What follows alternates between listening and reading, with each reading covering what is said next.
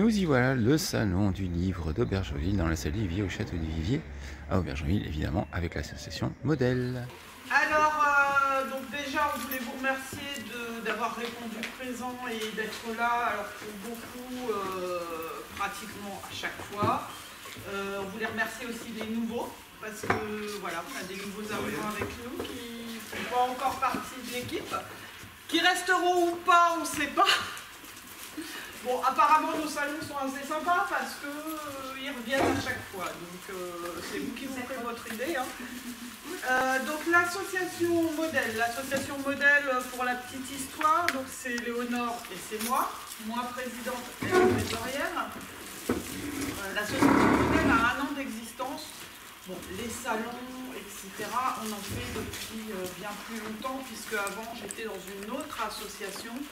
Et c'est moi qui ai organisé ce salon du livre, donc pour la 4e année, on est sur l'organisation de ce salon. Modèle a été créé tout simplement par amour du livre, l'amour des arts en général, puisqu'on fait aussi beaucoup de choses autour de l'art, entre autres à Marc Avenue, où on a une exposition qui va être permanente maintenant sur l'année. Tous les 3 mois, on renouvellera les artistes, donc Yannick en fait partie, est exposé là-bas en tant que photographe.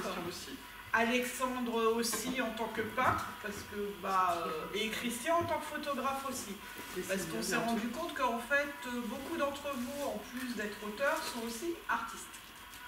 Donc c'est aussi une façon de vous mettre en avant. Voilà. Donc, Modèle, c'est tout simplement des amoureux de la littérature, des mots, de l'art, et c'est la promotion. On essaye justement de pouvoir aller un peu partout. On essaye de pouvoir pousser les portes au maximum pour faire rentrer les auteurs en auto-édition ou pas. Parce que, en auto-édition, on s'est rendu compte, enfin moi quand j'ai commencé par faire les dédicaces sur les marchés, parce que j'emmenais les auteurs sur les marchés avec moi pour qu'ils fassent leurs dédicaces, je leur offrais leur stand, on s'est rendu compte qu'en fait les auteurs en auto-édition, beaucoup de portes sont fermées. Et on trouve ça un peu dommage parce qu'il n'y a aucune raison, hein. Tout le monde a le droit d'écrire, tout le monde a son public, donc voilà. Donc c'est notre leitmotiv en fait, c'est de pouvoir aller dans les endroits où on ne nous attend pas. Voilà, je vais laisser un peu la parole à Éléonore qui va se présenter. Alors, juste un petit point sur la promotion du salon. On est annoncé sur la ville, on a des affiches, on a des diffusions médias, on a envoyé à tous les médias du coin. Voilà, on a fait ce que vous connaissez, le travail habituel. On croise les doigts, on espère qu'il y aura du monde. On n'est jamais garanti, hein. Ça c'est malheureusement, si on pouvait le garantir, ce serait chouette. On n'est jamais garanti. On souhaite que ce soit une belle journée, on n'en doute pas, puisqu'il y a du beau monde à l'intérieur. Donc voilà, faites vivre l'enfant intérieur qui est en vous. Et comme, d'ailleurs Anna, bienvenue, et tu vas pouvoir assister à l'introduction, et je pense que ça va te faire quelque chose. Comme le lieu n'est pas banal, puisque nous sommes dans la maison d'Hélène Baird. Hélène Baird, vous la connaissez peut-être pas, mais à notre époque, c'est important. Anna, assieds-toi, je laisse la parole à Manuel pour présenter la maison. Vous allez bien ?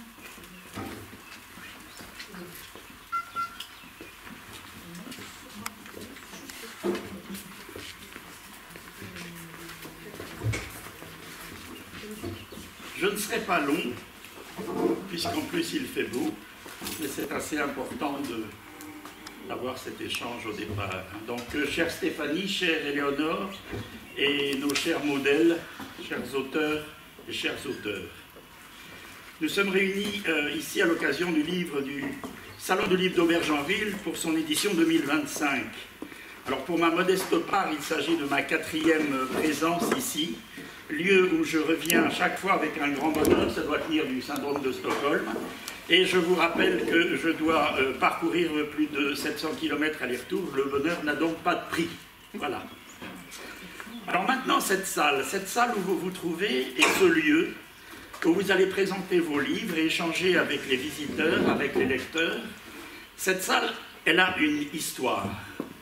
Et si vous écoutez bien, vous entendrez peut-être les pas d'une petite fille qui court, crie, s'amuse. La maison et le jardin bruissent de joie et d'insouciance. Il flotte un parfum de vent léger, de week-end, de vacances. Ce soir, la petite fille dormira du sommeil de l'enfance heureuse. Demain, elle dévorera des tartines de confiture, reprendra ses jeux, reprendra ses livres d'enfants. Les pièces de cette maison familiale résonneront des cris de ce qui s'appelle le bonheur. Et le bonheur devrait durer toujours. Pourquoi ne dure-t-il pas toujours? Souffrirait-il d'un vice de construction? Cette petite fille s'appelle Hélène Baird. Vous pouvez l'imaginer, soquette, petite robe à fleurs, des boucles dans les cheveux, un regard pétillant, malicieux, des yeux qui promettent, des yeux qui ont confiance dans les promesses de ce bonheur qui lui est dû, comme il devrait l'être à chacun des enfants. Hélène Baird est née le 27 mars 1921 dans le 14e arrondissement de Paris. Elle est française. Ses origines sont ancrées dans cette Alsace, tantôt allemande, tantôt française. Amoureuse de la liberté, des mots, la petite Hélène grandit entourée de livres. Étudiante, elle prépare l'agrégation d'anglais à la Sorbonne. Elle tient un journal truffé de citations de Shakespeare et de Lewis Carroll. Elle élève des rêves qui courent dans un avenir doux, calme, prometteur. Elle voyagera, deviendra professeure, traductrice peut-être, elle écrira sûrement. Les livres sont sa passion, sa respiration, ses battements de cœur. Les oiseaux sont pourvus d'elle afin de pouvoir s'envoler. Hélène se construit un avenir avec des feuilles de papier et un crayon. Ça marche aussi pour prendre son envol. En mai 1942, elle obtient une dédicace de Paul Valéry. Elle décide alors d'entamer un journal plus littéraire, plus abouti, le journal d'une amoureuse des lettres. Elle tiendra ce journal pendant 2 ans. Les pages de ce journal ont été publiées en 2008, pour la première fois, aux éditions Talendier, préfacées par Patrick Modiano, prix Nobel de littérature. Le livre s'écoule à plus de 150 000 exemplaires. Aujourd'hui, Hélène Baird a réussi son rêve d'écriture. Enfin, son journal a réussi son rêve d'écriture à sa place. Portant très haut ses mots, sa belle littérature sensible, empreinte d'espoir, d'un avenir rayonnant. Hélène Baird avait droit à l'avenir. La jeune femme a été arrêtée avec ses parents le 8 mars 1944. Déportée au camp de Bergen-Belsen, elle meurt de faim le matin du 10 avril 1945. Malade du typhus, trop faible pour se lever, elle est battue à mort par une gardienne qui, sans doute, ne faisait que son travail. À peine quelques jours plus tard, le camp était libéré par les Alliés. Hélène Baird avait 24 ans. Qui suis-je pour le prétendre? Pourtant, je suis certain qu'Hélène n'aurait pas voulu que je termine par ces mots, cet hommage. Je vais donc continuer pour clamer que les livres survivront toujours à toutes les barbaries, et les barbaries n'appartiennent pas qu'au passé. Les livres sont nos survivants. Continuez de lire, d'écrire, de partager, de faire aimer les livres. Ils disent tellement plus que nos bavardages. Et aujourd'hui, parmi vous, je sais que la petite fille qui court encore dans ces pièces, vous l'entendez? Cette petite fille a réalisé son rêve, celui de devenir une magnifique écrivaine de cette belle langue française que nous partageons. Fermez un instant les yeux. Peut-être verrez-vous Hélène Baird. Nous sommes tous passés par l'entrée sans obligatoirement s'arrêter, sans faire attention. Une plaque est posée à l'entrée du château rappelant le passage d'Hélène Baird parmi nous et le passage de sa famille.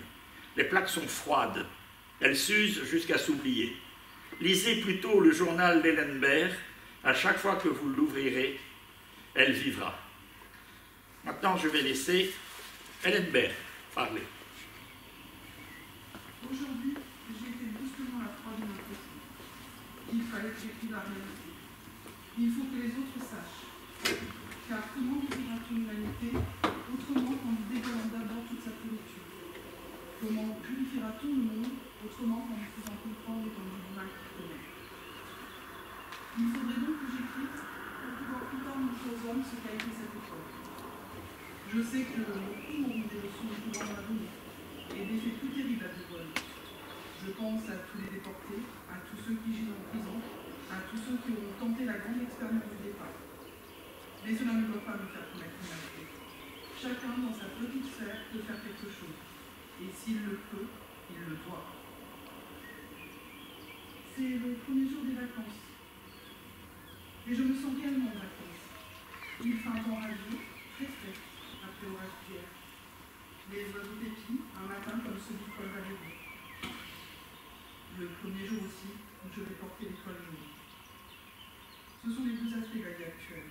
La fraîcheur, la beauté, la jeunesse de la vie incarnée par cette matinée limpide, la barbarie et le mal représentés par cette étoile jaune. Je finis par me demander si tout simplement je ne devrais pas me résoudre à partager le monde en deux parties. Celle des gens qui ne peuvent pas comprendre, même s'ils savent, même s'ils leur racontent.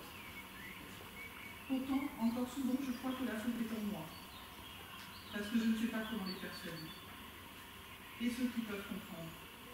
En somme, renoncer à une partie de l'humanité, renoncer à croire que tout homme est perfectible.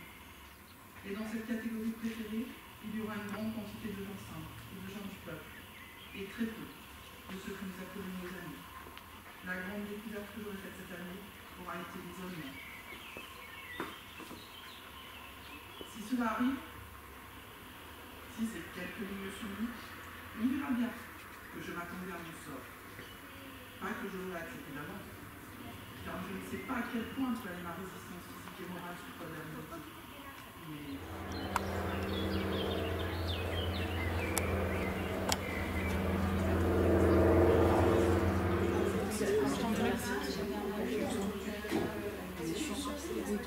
Il avait listé toute une série de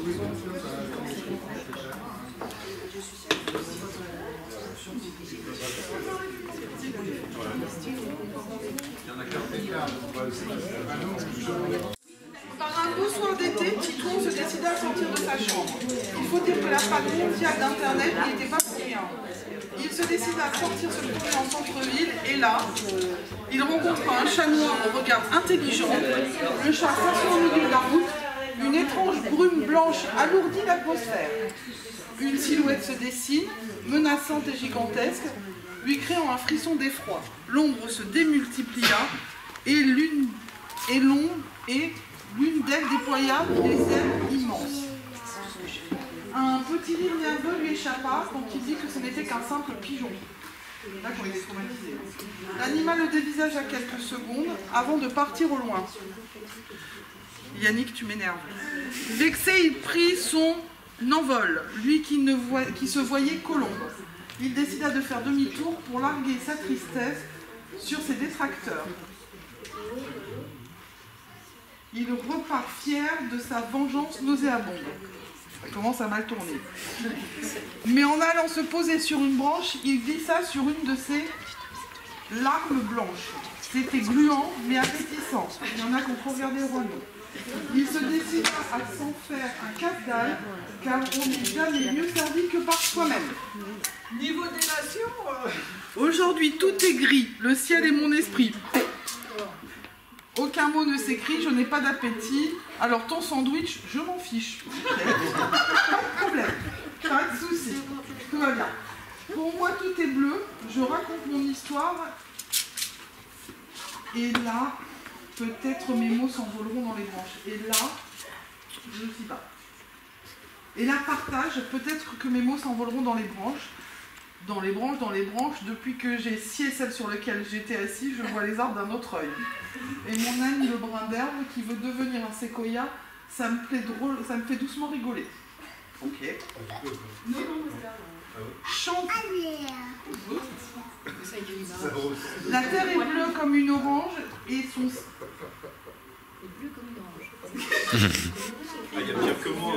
Et son stylo avait la couleur verte de l'espoir.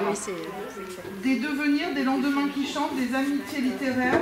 Écrire est un plaisir à savourer en fin gourmet. Croquer les mots, tourner les pages. Il y en a un qui avait faim. De souvenirs d'hier pour construire le présent et dessiner les rêves.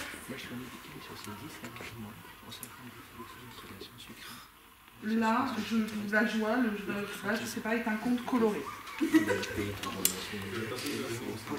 Rester dans l'arbre. Ah tiens, l'arbre n'est-il pas l'espérance? Ses racines dispersées et son feuillage d'avenir. Alors bien sûr, rester dans l'arbre. Ah mais oui, c'est la poète qui a fait. Et ses racines du passé, son feuillage d'avenir. Alors bien sûr, rester dans l'arbre sera mon choix parmi les oiseaux. C'est intéressant. C'est pas moi. C'est intéressant. C'est pas moi. T'aurais pu illustrer à côté, je pense. Ah oui, oui. Voilà. 1, 2, 3, j'irai dans les bois, là là là. Ok, donc on est fatigué. C'est dans les bois que l'on fait les meilleurs charpentiers, bien sûr, bien sûr. Les meilleurs charpentes, non?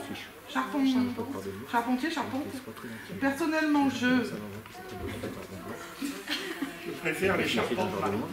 Je préfère les charpentes maritimes, très belle région, où beaucoup de bio. Ce carnet n'est d'ailleurs pas plus en état de reprendre la route, ayant dépassé les 0,5. 0,5, c'est en demi-litre. Un demi, c'est bon aussi. Ok. En manuel, on sait que ça a Maus Costo, Villa Framboise et les Cassis.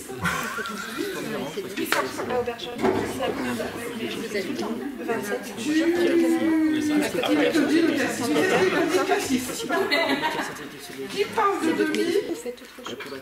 Où ça? Vive le troll. Le troll qui n'est jamais en manque de bière, car la cuvée des trolls est sans fin, il faut juste bien remplir la cuve. C'est comme la voiture avant qu'elle reprenne la route. Et ce fameux troll s'appelait... S'appelait comment?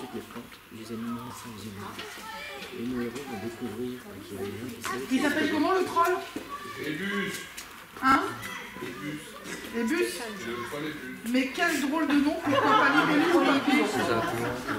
Moi je dis, si on publie ça...